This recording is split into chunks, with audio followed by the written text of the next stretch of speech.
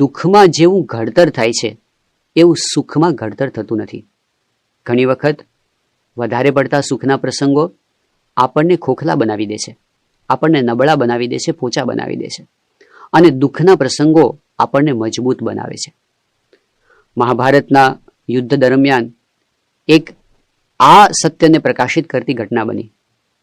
વાત છે કે જ્યારે અભિમન્યુનો વધ થયો એ વખતે અભિમન્યુના મૃત્યુના કારણરૂપ એવા જયદ્રથને મારવા માટેની પ્રતિજ્ઞા અર્જુને કરી. અર્જુને નક્કી કર્યું, જાહેર કર્યું કે આવતીકાલ સાંજ સુધીમાં હું જયદ્રથને મારી નાખીશ, અને જો જયદ્રથને હું નહીં મારી શકું તો હું મરી જઈશ.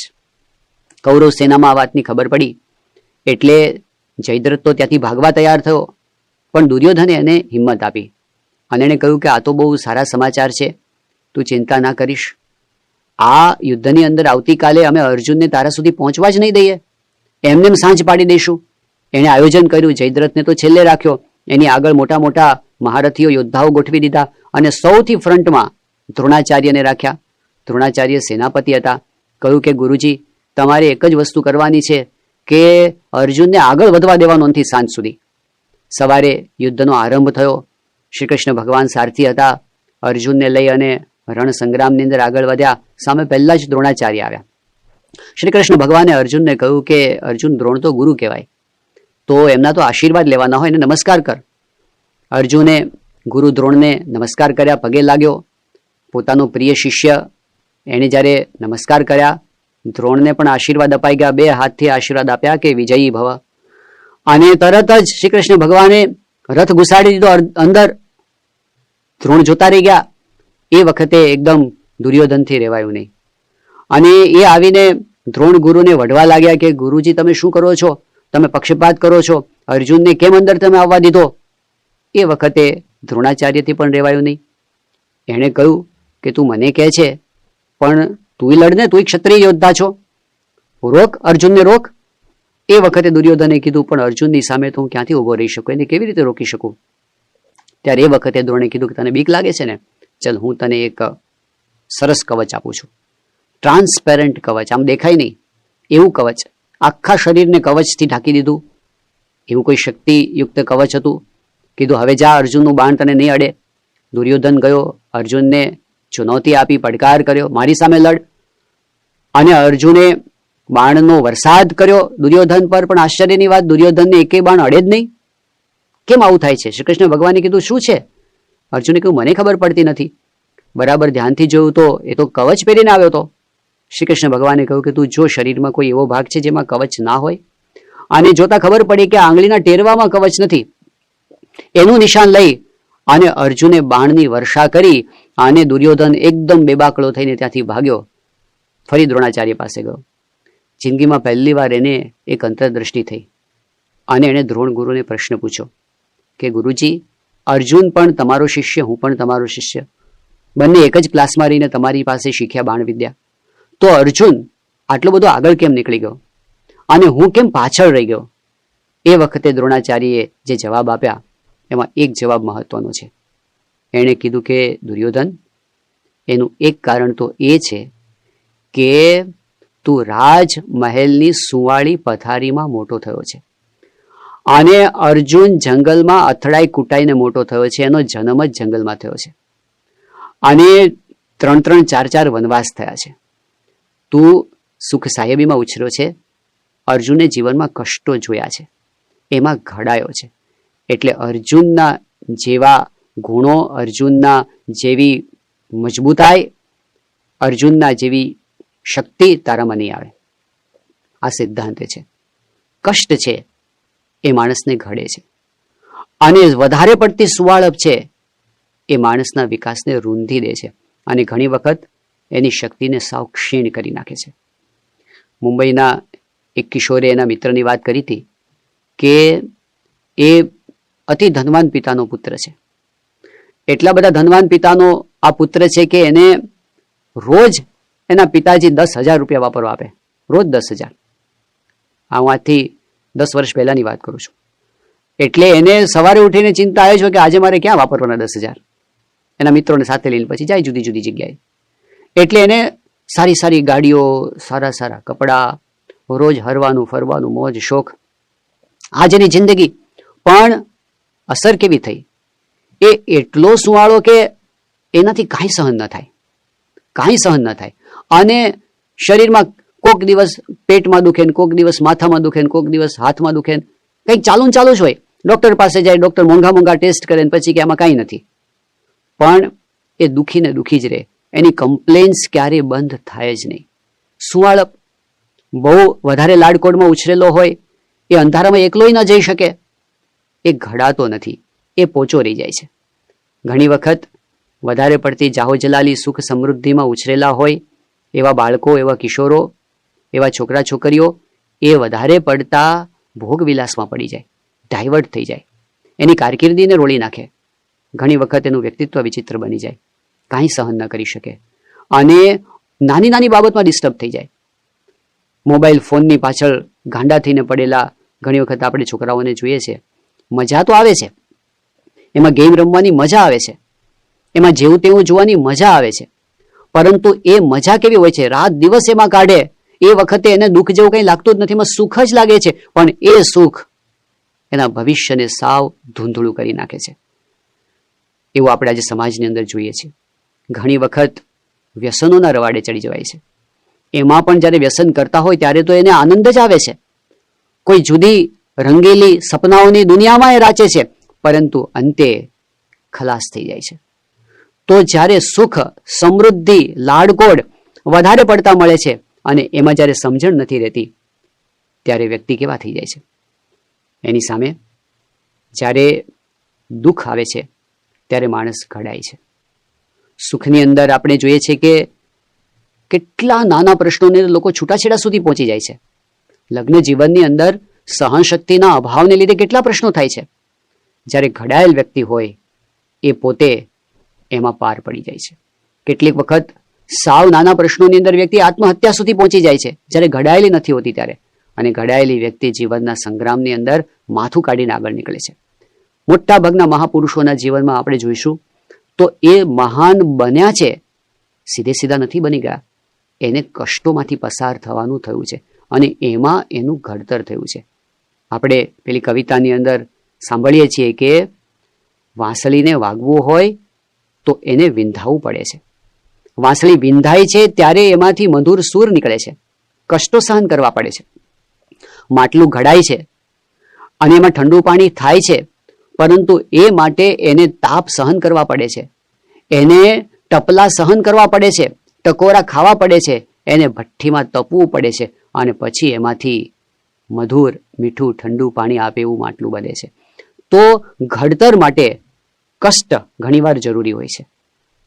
એવું કહેવાય છે કે આફ્રિકાના જંગલોની અંદર જ્યારે જીરાફ માતા પોતાના બચ્ચાને જન્મ આપે છે, ઊભા ઊભા જન્મ આપે છે, બાળક જન્મતા આવે તો ઉભરથી પડે છે હેઠે, અને જેવું પડે છે એ સાથે એની માતા શું કરે છે? તાજા જન્મેલા બાળકને લાતો મારે છે, વારંવાર લાતો મારે છે. ક્યાં સુધી લાત મારે છે? જ્યાં સુધી એ બાળક પોતાના પગ પર ઊભું નથી થઈ જતું ત્યાં સુધી લાતો મારવાનું ચાલુ રાખે છે. અને જ્યારે એમનું બચ્ચું પોતાના પગ પર ઊભું થાય છે ત્યારે એની માતા એને પ્રેમથી ચાટે છે. First she kicks it, then she licks it. પહેલા લાતો મારે છે, પછી એને ચાટે છે. શા માટે?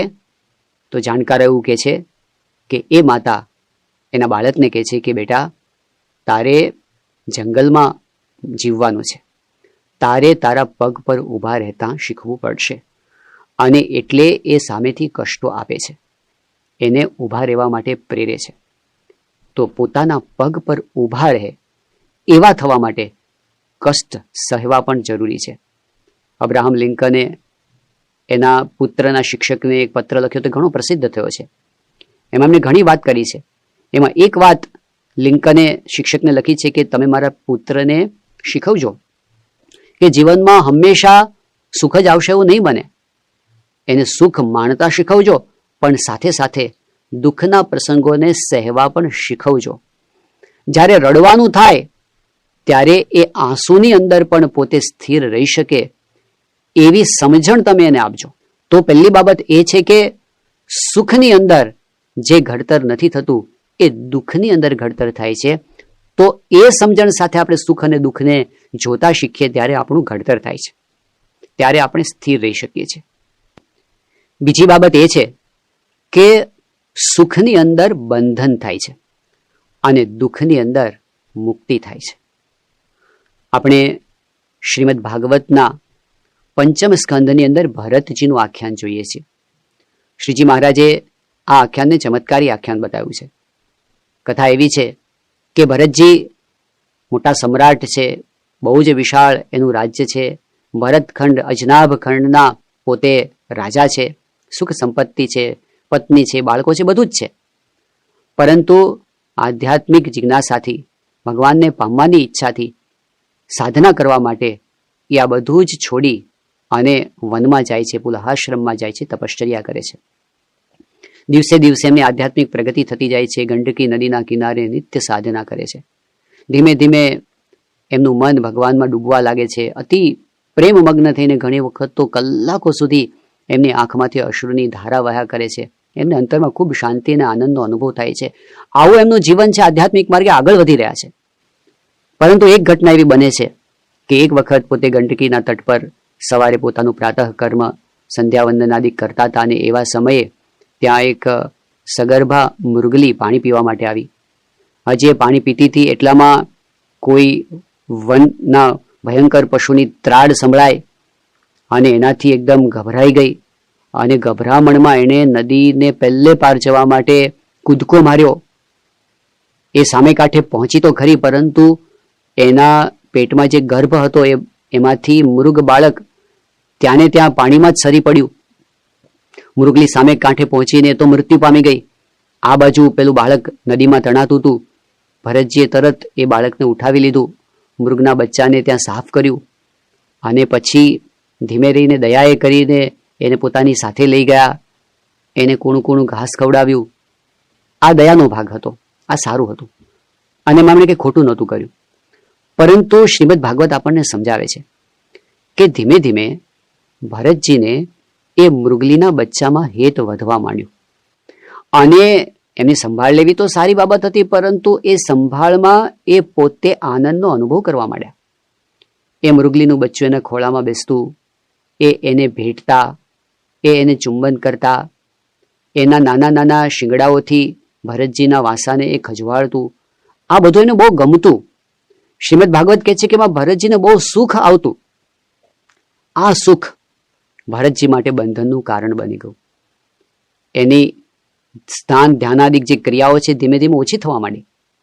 એનું મન સતત મૃગલીના બચ્ચામાં રહેવા માંડ્યું અને અંતકાળ આવ્યો ત્યારે એટલા બધા પોતે આસક્ત થઈ ગયા હતા એ મૃગના બચ્ચાની અંદર કે એ આટલી ઊંચી આધ્યાત્મિક સાધના સુધી પહોંચ્યા હોવા છતાં પણ એમનું પતન થયું અને બીજે જન્મે મૃગના પેટે એને જન્મ લેવો પડ્યો. પોતે મૃગ બની ગયા. સ્વામિનારાયણ ભગવાને આ આખ્યાનને રજૂ કરીને વાત કરી છે કે જે મુમુક્ષુ હોય એ આ ભરતજીના પ્રસંગને સાંભળે તો એને અંતરમાં ભય લાગે કે રખે મને બંધન થઈ જાય નહીં. આજે જે વસ્તુમાં હું આસક્ત થઈ જાઉં છું એ વસ્તુ મારા માટે બંધનનું કારણ બની જશે. જેમ ભમરો છે એ ફૂલમાં આસક્ત થઈ જાય છે અને એનો રસ પીવામાં એટલો બધો ડૂબી જાય છે, સમયનું ભાન ભૂલી જાય છે, સાંજ પડે છે, કમળ બીડાઈ જાય છે. એ પોતે આમ તો સક્ષમ છે, ભમરો તો લાકડાને પણ કોતરી નાખે, પણ આસક્તિને લીધે એ રાતભર અંદર પડ્યો રહે છે. કમળ હજી બીડાયેલું છે અને સવારના પોરમાં હાથી આવી અને કમળની દાંડીને ખેંચી કાઢે છે અને પગથી કચડી કાઢે છે અને ભમરો મૃત્યુ પામે છે. આ તો એક રૂપક છે. પરંતુ જ્યારે કોઈ પણ જગતના સુખમાં આપણે વધારે આસક્ત બનીએ છીએ ત્યારે એ આધ્યાત્મિક રીતે આપણા અધઃપતનનું કારણ બને છે. એ આપણને બાંધી દે છે. એમાંથી જન્મ મરણ ઊભા થાય છે. મુમુક્ષુની રીત કેવી હોવી જોઈએ કે જ્યારે આપણને ક્યાંક વધારે સુખ મનાવવા માંડે ને ત્યારે ચેતી જવું જોઈએ કે જો અત્યારે નહીં ચેતીએ તો આ સુખ દુઃખનું કારણ બનશે. જ્યારે આપણને એમાં માલ મનાવવા માંડે ત્યારે મુમુક્ષુએ ચેતી જવું જોઈએ કે આજે જે વસ્તુ આપણને સુખનો અનુભવ કરાવે છે કાલે એ રડાવશે, કાલે એના વગર આપણે તલસીશું, તડપીશું અને હેરાન થઈ જઈશું. તો બીજો મુદ્દો એ છે, સુખની અંદર આપણે બંધાઈ જઈએ છીએ, દુઃખની અંદર આપણે નિર્લેપ થઈએ છીએ, પાછી વૃત્તિ વળે છે, આપણે છૂટીએ છીએ, મુક્તિ તરફ જઈએ છીએ. એટલે એ આપણા જીવનમાં જરૂરી વસ્તુ છે. ત્રીજો મુદ્દો છે કે સુખની અંદર ભગવાનને ભૂલી જવાય છે અને દુઃખની અંદર ભગવાન તરફ જવાય છે. આપણા જીવનમાં પરમ લક્ષ્ય ભગવાન છે. શ્રીજી મહારાજે પંચાળાના પહેલા વચનામૃતમાં આ જ વાત કરી છે કે સંપૂર્ણ સુખ ભગવાનમાં છે.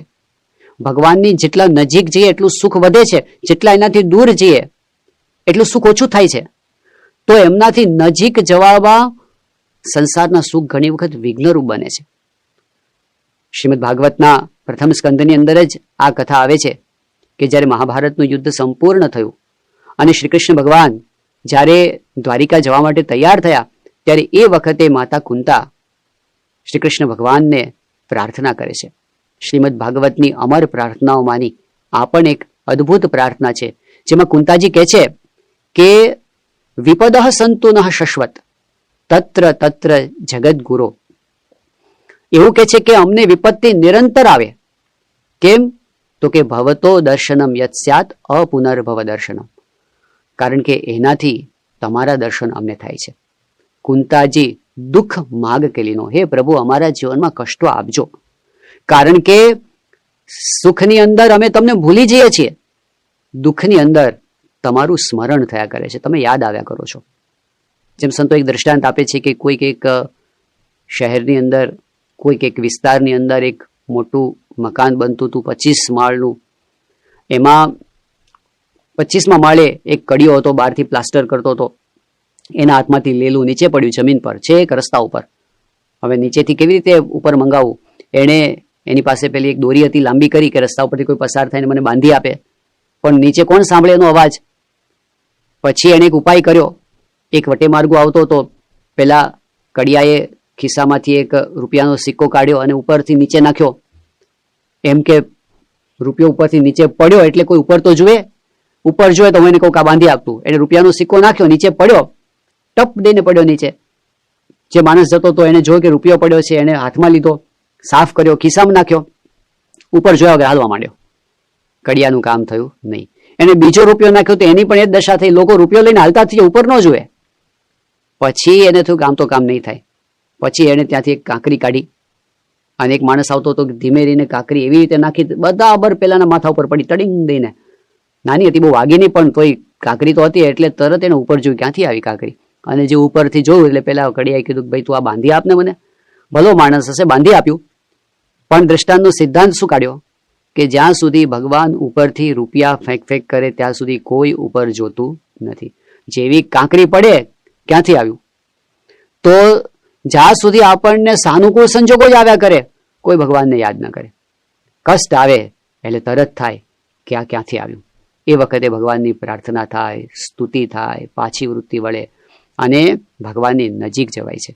એટલા માટે કષ્ટ એ આપણને ભગવાનની નજીક જવા માટે ઉપયોગી થાય છે. દુઃખ મેં સુમિરન સબ કરે, સુખ મેં કરે ન કોઈ, જો સુખ મેં સુમિરન કરે દુઃખ કાહે કો હોય. જો સુખમાં સ્મરણ કરી રાખીએ આપણે તો ભગવાનને કંઈ દુઃખ આપણને આપવા નથી. પરંતુ જ્યારે આપણને બંધન જેવું લાગે ત્યારે ચોક્કસપણે એ આપણને બ્રેક મારી અને દુઃખનો પણ અનુભવ કરાવે છે, જે અંતે સારા માટે છે. તો આ ત્રીજી બાબત આ છે કે ભગવાનને આપણે ભૂલી ન જઈએ, એટલા માટે કષ્ટો પણ જીવનમાં જરૂરી છે. અને જ્યારે વધારે પડતા સુખ સંપત્તિ મળે ત્યારે આપણે ભગવાનથી દૂર જતા રહીએ છીએ. એટલા માટે ભગવાન આપણને દુઃખ આપે છે. સૌથી મહત્વની બાબત તો એ છે કે આપણા જીવનમાં સુખ આવે કે દુઃખ આવે.